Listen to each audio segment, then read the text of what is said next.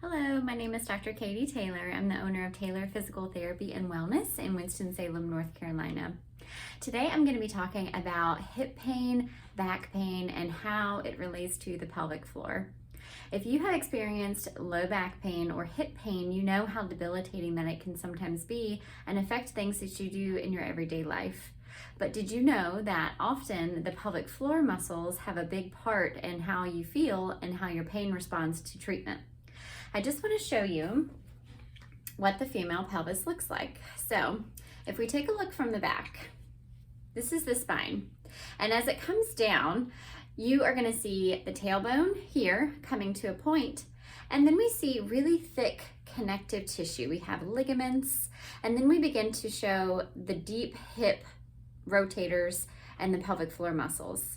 So you can see how close together that these muscles are to the tailbone and to the hip joint. So now let's take a look at the front.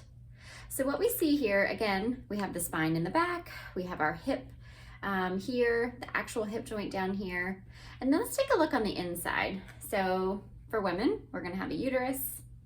It's right on top of our bladder, which is why if you have had a baby, you know that can affect how often you go to the bathroom. But then we take a look down in the inside part of the pelvic area.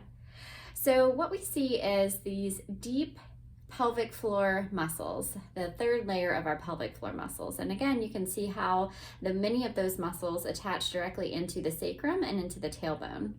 So all this to say is that if you have had low back pain, maybe even gotten treatment for that, but you still have some lingering symptoms, often doing some pelvic floor therapy, including some manual techniques that a pelvic floor therapist can do, techniques that we can show you to do at home, and begin to do a series of home treatments and exercises can really make a big difference.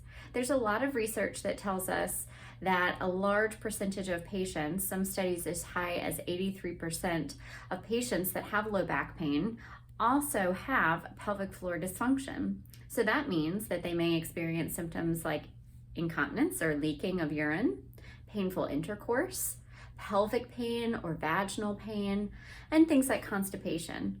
So these are all symptoms that often we think might not be related, but I'm here today to tell you that they are, and often pelvic floor therapy can be the answer to those problems. If you have any questions or want to know if we can help these symptoms, give our office a call, 336-310-5038. Thank you.